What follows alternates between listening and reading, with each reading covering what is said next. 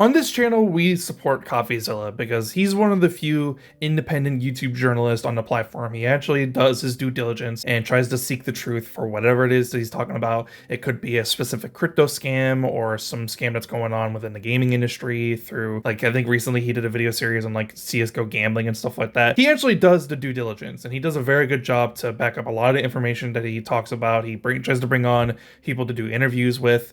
He's a guy that you can trust immensely, and I trust him a lot. I like his videos. He seems like a really good guy. And here we're talking about, again, today with the lawsuit with him and Logan Paul, and there's some new messages that have come out recently that have come from Logan Paul talking to a friend of his, and they're pretty bad, right? There's a lot of things that have happened that have come out recently from a video made by Legal Bites, so highly recommend you go check out the video for yourself because it was a really good video. She goes over a lot of details that I'm not going to go into fully. I would highly recommend that you watch that video yourself because there's a lot that goes into it. There's a lot that's explained that, like I said, I'm not going to really mention. To give a little bit of a TLDR as much as possible, essentially Logan had created a crypto coin called Crypto Zoo. It's a game where you try to get NFTs, and the NFTs, you can like fuse NFTs together to create a new one entirely, and then you can sell it for profit. And a lot of people had bought a lot of coins for Crypto Zoo and they got scammed out of thousands and thousands of dollars. And CoffeeZilla made this YouTube series where he talked about how Logan Paul did this scam, and it's called Crypto Zoo. And yes, he had a bunch of other people help on with him as well, but Logan Paul was the predominant person who was promoting Crypto Zoo the most, and he called him out. He exposed him for doing a lot of really shady behavior behind the scenes.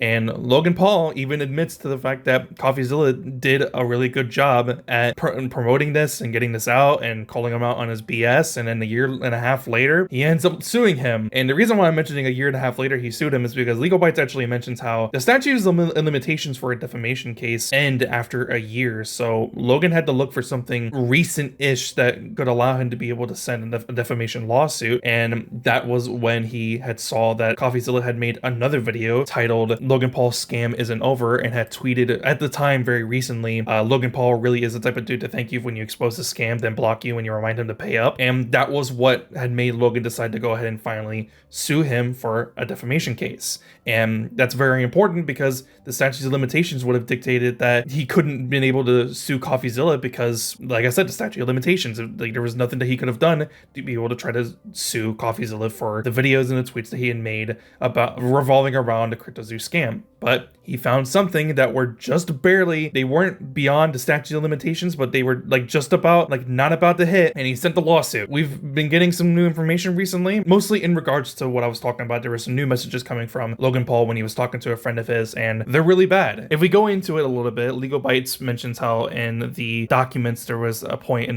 the documents where it said Paul is also using this lawsuit to punish CoffeeZilla, whom Paul receives as his online nemesis, and make him a cautionary tale to other critics. Paul's own messages with friends and associates explicitly confirmed his motives. So at this point in the lawsuit document, it's showing a bunch of messages from CoffeeZilla, who's using this as a defense against Logan to explain his reasonings as to why the lawsuit is even happening in the first place. It's not for actual defamation. He's doing it for very petty reasons, because as we are going to go ahead and use from the mouth of Logan himself, he refers to himself as a petty billionaire. We go and we read some of the messages. Logan Paul says, luring up, suing this MFer into the ground. His friend responds with, then everything will come out. Court documents are public, so everyone will see what happens for better or for worse. Which is kind of ironic if you really think about it for a second, because maybe they didn't realize that these messages would end up being public, but now they're public and everyone is reading them, and a lot of people are not happy with Logan right now. If we continue even further, the friend says, to let others know it's not worth coming at you. There's a price to pay. Logan responds, that's the idea. Need to shut it down. Friend says public humiliation is always more effective. Logan responds, totally agree. And then he says, just to make his life more difficult, Zilla will pay one way or another.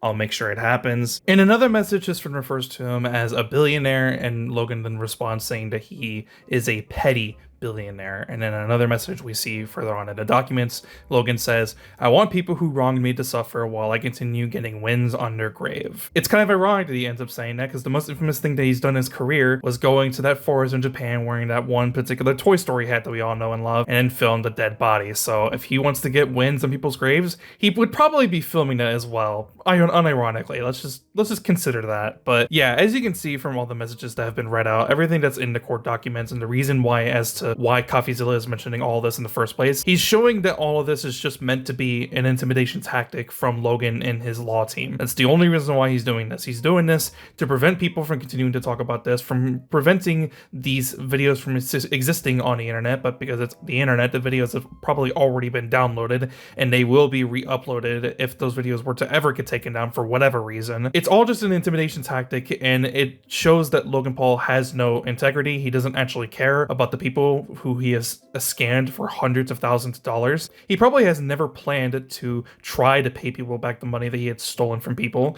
This was never about paying people back. This was always about just getting people to shut the fuck up about the situation and to get CoffeeZilla to suffer and any consequences that he hasn't even committed. It's all just to scare CoffeeZilla at the end of the day, and he wants him to suffer. He even says so himself that he wants anybody who has wronged him to suffer, and I believe that he thinks CoffeeZilla has caused him to suffer.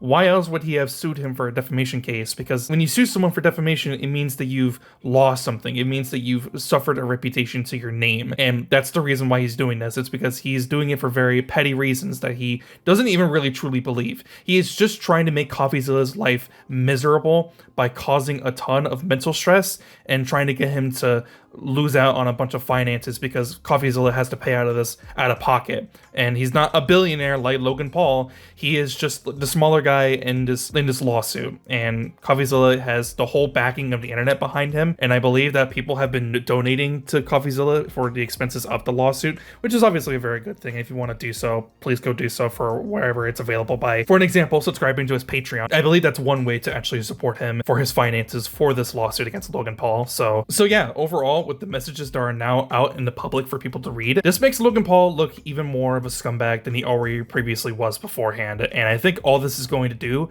if this ever goes to trial, is that it's going to make Logan Paul look even more like the bad guy. And I think the people in the jury, if this does go to trial, I think they're going to see these messages and they're definitely not going to side with him. I think a lot of people are going to get the opinion that Logan Paul is just the petty, miserable bastard billionaire that he is, and they're going to side with the little guy in the situation who's looking after other little guys who have lost out on thousands and thousands of dollars and have not been compensated for the money that they have lost, even though Logan Paul before has said in the past that he would be paying these people back. All people want is for Logan Paul to do the right thing and pay people back for the money that he stole, and he's refusing to do that. So I think without further ado, I think there's not really much else to say about this new update and the CoffeeZilla Logan Paul lawsuit. If there's any more information out there, please go check out the appropriate channels that are going to be talking about it, especially check out Legal Bytes video about the court document, because she has gone through the whole thing and has talked about a lot of things that have to do with the law and how this could potentially hurt Logan's argument in the situation. And I think it was a really good video. I would really recommend you go watch for yourself. It's a great video,